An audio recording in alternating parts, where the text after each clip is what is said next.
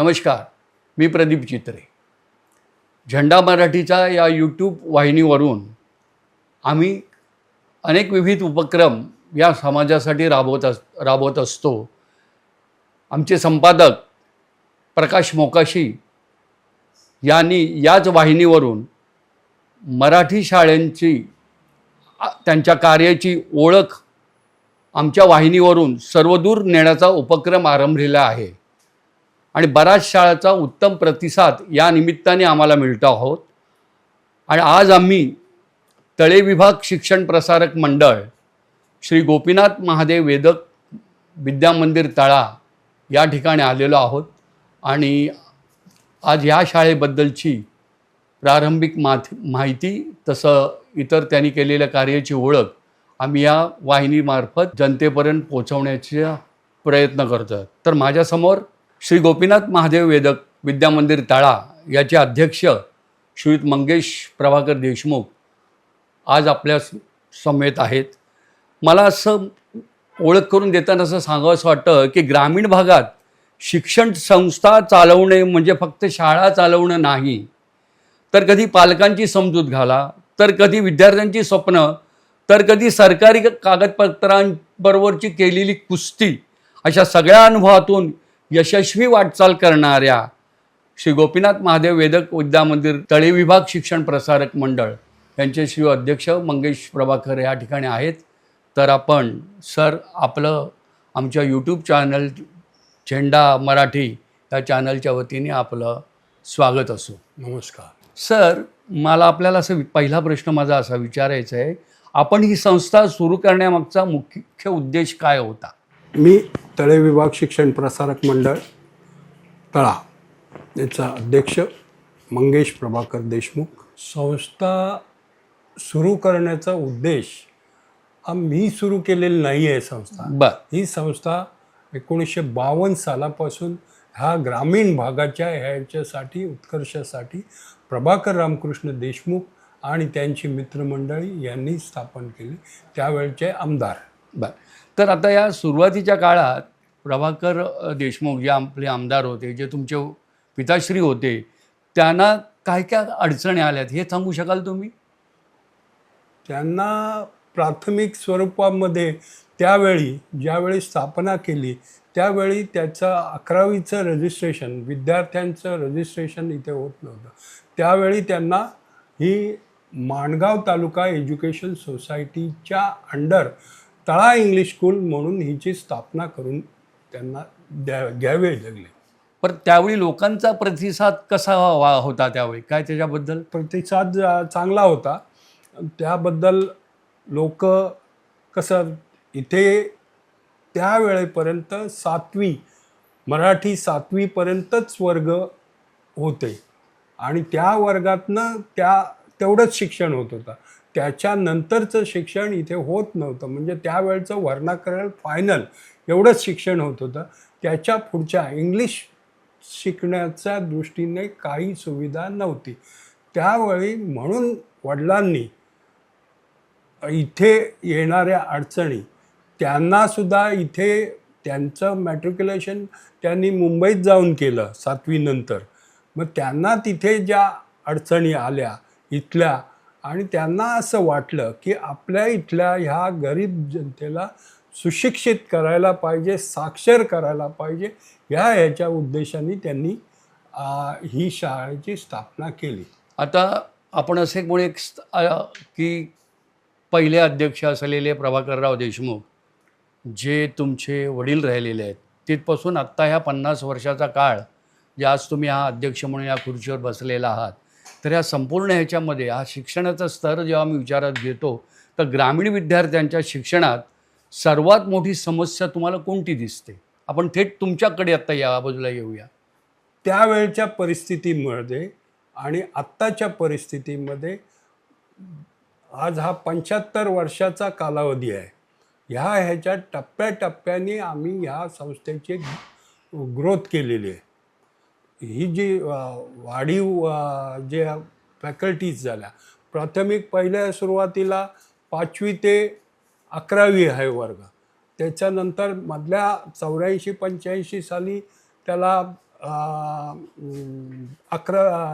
दहावीचं 76 साली 10वी आलं, 10वीचं पर्यंत शिक्षण दिलं जात होतं. मग त्या 10वी नंतर 11वी-12वीचा प्रश्न आला. 11वी-12वीचा प्रश्न आल्यानंतर त्या इथल्या लोकांना तालुका स्तर माणगाव, रोहा किंवा महाड ह्या ठिकाणी जायला लागत होतं. म्हणून मग आम्ही सर्व माझ्या समकालीन जे ह्या संस्थेचे विद्यार्थी दशेतनं गेलेले आम्ही आता पदाधिकारी झाल्यामुळे आम्ही त्या दृष्टीने विचार करून आम्ही 11वी-12वीची पहिली स्थापना केली आणि 11वी-12वीचे इथे वर्ग आर्ट्स, कॉमर्स, सायन्स तिन्ही फॅकल्टी आम्ही इथे चालू केल्या. त्याचबरोबर 2001 साली लगेचच कॉलेजची म्हणजेच BA-BCOMची परमिशन घेऊन BA-BCOM हे इथे चालू केलं. त्याच्यानंतर सायमल्टेनियसली 10 वर्षाभरात म्हणजे 2010 साली MA-MCOM ह्या फॅकल्टीज चालू केल्या आणि आता या दृष्टीने त्याच्यावर आणखीन शिखर म्हणून या वर्षी गेल्या म्हणजे 24-25 साली आम्ही या संस्थेच्या ह्याच्यात PhD सेंटर आम्हाला मिळालेलं आहे आणि ह्या PhD सेंटरमुळे आज आता इथे आणि तो पण त्याचा विषय आहे पॉलिटिकल सायन्स आणि त्या पॉलिटिकल सायन्समध्ये आत्ता ह्या वर्षी आमच्या इथनं 3 विद्यार्थी PhD होऊन बाहेर पडणार आहे. वा वा वा वा. हा एक आमचा चांगला हे आहे. म्हणजे तुमचा हा जो ग्राफ आता Growth आपण बघितला तर मी हे असं विचारतो, 3 विद्यार्थी तुमचे PhD करून इथून बाहेर पडत आहेत, तर ह्या ठिकाणी इथे त्यांना शिकवणाऱ्या विद्यार्थ्यांना जे शिकवणारे जे शिक्षक आहेत तर शिक्षकांची गुणवत्ता टिकवण्यासाठी आपण काय करता? आता हे हे PhD सेंटर मिळवण्यामध्ये आमच्या कॉलेजचे प्राध्यापक जे आहेत हे आमचे 7 प्राध्यापक आहेत. हे 7ही प्राध्यापक PhD आणि त्यांच्या क्वालिफाईड हे असल्यामुळे त्यांच्या मार्फत आम्हाला हे सगळं शिक्षण विद्यार्थ्यांना देता येतं आणि त्याप्रमाणे त्यांचा सुद्धा विद्यार्थ्यांच्या जवळचा ॲप्रोच हा अतिशय उत्कृष्ट असल्यामुळे त्यांना ते विद्यार्थी मिळत आहेत. आज आता त्या 3 पैकी एक विद्यार्थिनी दिल्लीतून त्या ह्या पॉलिटिकल सायन्ससाठी प्रवेश घेतलेला आहे. धन्यवाद. आता तुमच्या शाळेला जेव्हा भेट देत होतो आम्ही आमचं युनिट, त्यावेळी त्या ठिकाणी तुमच्याकडे एक समृद्ध अशी वाचनालय या ठिकाणी पाहण्यात आलं मला. तर विद्यार्थ्यांमध्ये वाचन, विज्ञान, तंत्रज्ञान यांची आवड तुम्ही कशी निर्माण करता? ह्यासाठी आमच्या ज्यावेळी आमची माध्यमिक आणि हे होतं त्यावेळी सुद्धा आमचं त्यावेळच्यापासून आमचं ग्रंथालय हे सक्षम आणि त्या पद्धतीत म्हणजे पुस्तक संख्या वगैरे अशी 5000च्या वर पुस्तक संख्या असलेलं तिथे ग्रंथालय होतं माध्यमिकचं. त्याचबरोबर ज्यावेळी कॉलेजचं झालं त्यावेळी आत्ताच हे आम्हाला एक डोनर भेटले, त्या डोनरनी आम्हाला 11 लाख रुपयाचे डोनेशन दिलं आणि त्या ह्याच्यातून आम्ही सुसज्ज असं कॉलेजचं ग्रंथालय स्थापन केलेलं आहे. त्या ग्रंथालयात संपूर्ण आणि कॉम्प्युटराईज संपूर्ण आहे. विद्यार्थी तिथे प्रवेश केल्यानंतर त्याच्या आयडेंटिटी हे कार्ड दिलेलं आहे, ते दाखवल्यावर त्याला पाहिजे ते पुस्तक आणि विकिपीडिया वगैरे सर्व तिथे. आज जवळजवळ 10,000 पुस्तकांचा आमच्याजवळ स्टॉक आहे आणि म्हणजे उत्तम ग्रंथपाल पण तुमच्या बरोबर आहे. सर, आता तुम्ही म्हणालात की 11 लाख रुपये कुणीतरी दिले तुम्हाला म्हणून तुम्ही एक सुसज्ज हे तिथे ग्रंथालय तुम्ही तयार करू शकलात. तर एक संस्था चालवताना आर्थिक अडचणी तुम्हाला किती येत आहेत? आर्थिक अडचण म्हणजे आमचा हा जो तालुका आहे आणि हे जे गाव आहे हे कुठलंही उद्योगधंदा नसलेलं व्यापारी प्लेस असलेलं फक्त हे गाव आहे. या गावामुळे त्यामुळे आम्हाला आर्थिक स्तोत्र हे कमी आहे.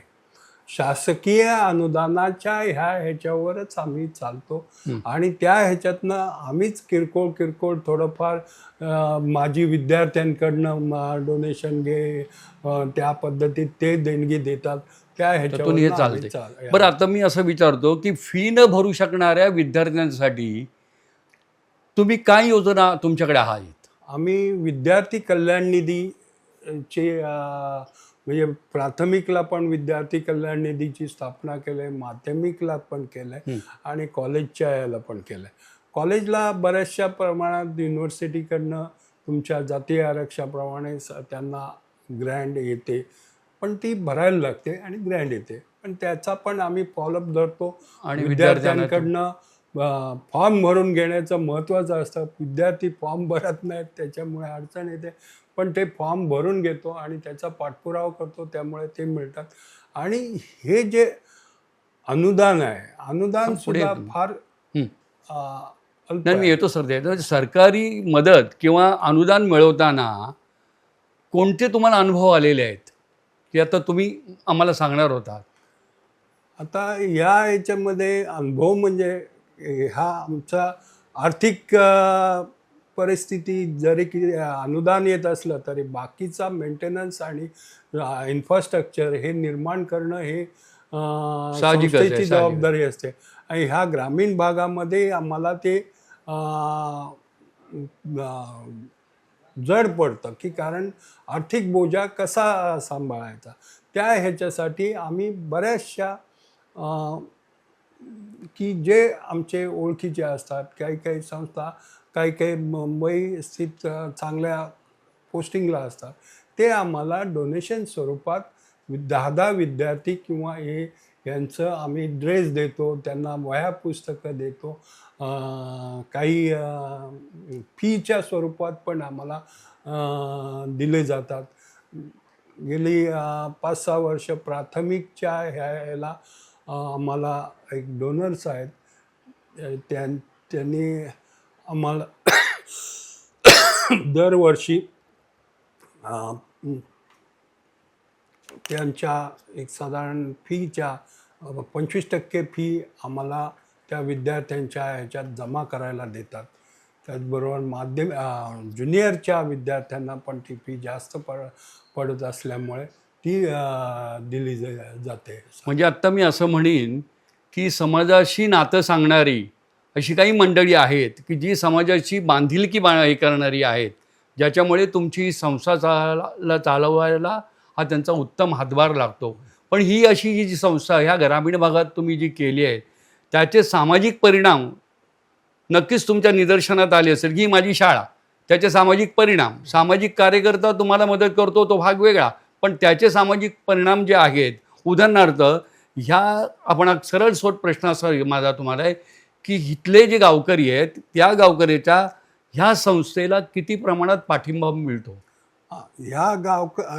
ह्या संस्थेची उभारणी करताना प्रभाकर रामकृष्ण देशमुखांनी ग्रामीण 12 वाड्या, तळ्याच्या 12 वाड्या, त्यांच्याकडे आर्थिक परिस्थिती नसताना त्यांची श्रमदान म्हणून त्यांनी इथे मेहनत घेतलेली आहे. आणि त्या श्रमदानाचा म्हणजे जी मजुरी इथे मजूर लागत होती इमारत बांधताना, त्याच्याऐवजी त्या गावक्यांनी श्रमदान म्हणून तिथे मजुरी केलेली आहे आणि त्याचबरोबर शाळा उभारलेली आहे. आणि त्याचवेळी त्यावेळचे विद्यार्थी यांनी सुद्धा त्यावेळी श्रमदान करून कौलं विटा वगैरे उतरण्याचं काम केलं.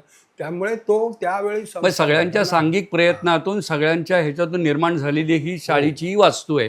तर सर, मी तुम्हाला असं विचारतो की मुलींच्या शिक्षणाबाबत ग्रामीण भागात काय बदल दिसून येतो तुम्हाला? आता ह्या शाळेचा पहिल्या बॅचची विद्यार्थिनी पहिली आलेली त्या म्हणजे 1960 साली पहिली आलेली विद्यार्थिनी मुंबई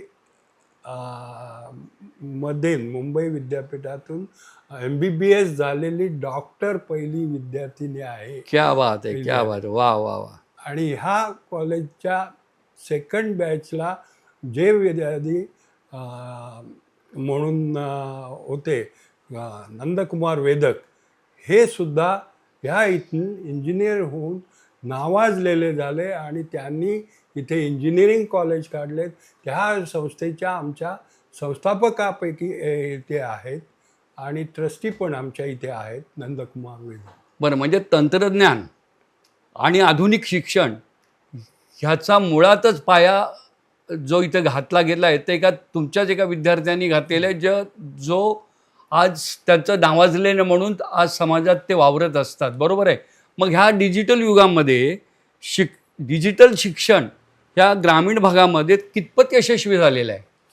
डिजिटल शिक्षण हे फार चांगल्या तऱ्हेने हे झालेलं आहे. आज आता आम्ही बघितलं तर आम्हाला ह्या डोनर्सच्या स्वरूपात आम्हाला वेगवेगळे डोनर्स येतात. आता आम्ही माजी विद्यार्थी संघटना स्थापन केले. 75 वर्ष ह्या वर्षी होत आहेत, त्यामुळे माजी विद्यार्थी संघटना स्थापन केलं आहे. त्या माजी विद्यार्थ्यांच्या प्रत्येक बॅचचा तो काही ना काहीतरी गिफ्ट देण्याचा प्रयत्न आहे. आज आत्ताच आम्हाला एका माजी विद्यार्थ्यांच्या मुलांनी, तो चांगल्या पोस्टवर असल्यामुळे CSR फंडातनं त्यांनी 2 डिजिटल बोर्ड आम्हाला दिले. बरं. ज्याची किंमत साधारण 2 ते 2.5 लाख रुपये किंमत आहे. असे 2 बोर्ड दिले. आणखीन सुद्धा त्यांनी क्रिकेटचं, आमच्या विद्यार्थ्यांनी क्रिकेट स्पोर्ट्समध्ये जिल्हास्तरीय ह्याच्यात मुलींनी, मी मगाशी मुलींचा प्रश्न विचारला, मुलींनी सीझनच्या ह्याच्यावर प्रॅक्टिस करून सीझनच्या ह्याच्यात जिल्ह्यामध्ये 1 नंबर मिळवला. त्याचबरोबर विभागीय स्तरावर जाऊन सुद्धा शहराच्या म्हणजे पनवेल, अलिबाग ह्या सारख्या मुली तिथे रोज त्यांना प्रॅक्टिसला हे असतं. त्या मुलींनी सुद्धा इथे प्रॅक्टिस करून आम्ही तिकडे आपल्या शाळेचं नाव उज्ज्वल केलं.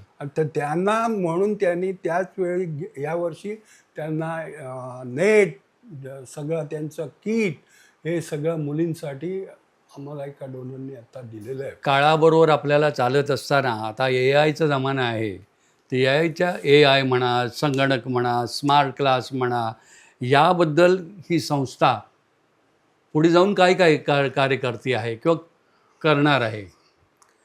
आम्ही ह्या ह्याच्यात वेगवेगळे ह्या MPSCचे गाईड किंवा पोलीस भरती ह्या ह्याचे ट्रेनिंगसाठी गाईडचं हे करतो, किंवा नीटच्या परीक्षा वगैरे ह्याच्यासाठी आमच्या शाळेचे ज्युनियरचे प्राध्यापक त्या दृष्टीने विद्यार्थ्यांना मोफत शिक्षण द्यायला तयार असतात. पण आमच्या इथे एकच प्रॉब्लेम आम्हाला दिसतो की पालकांचा तेवढा सहभाग मिळत नाही, की त्यांना जागृत करून त्यांना बोलवून आणून त्यांना हे करायला लागतं की बाबा नाही, तुमची मुलं इथे हे करा. आमचा 11वी 12वीचा 10वीचा किंवा 12वीचा रिझल्ट हा 100% रिझल्ट गेली 10 वर्ष लागतोय आणि त्या ह्याच्यातनं गुणवंत विद्यार्थी आम्ही पास करतोय. गुणवंत विद्यार्थी आज बरेचसे झालेले आहेत. आज आता तुम्हाला सांगायचं तर आता आमच्या इथे ह्या वर्षीच्या 2 वर्षामध्ये पोलीसमध्ये जवळजवळ 5 मुलं हे झाले, 5, 6, 7 मुलं झालेली आहेत. 5 होऊन आता सर्व्हिसला लागलेली आहेत. आजची ही मुलाखत या ठिकाणी आता संपवतो आहे, पण ही मुलाखत पूर्णतः संपवली असं त्याचा अर्थ होत नाही आहे. पुढील मुलाखतीमध्ये ह्या शाळेविषयी अधिक काही माहिती घेण्यासाठी आपण श्रीयुत मंगेश देशमुख यांना पुन्हा भेटूया पुढच्या भागात. धन्यवाद.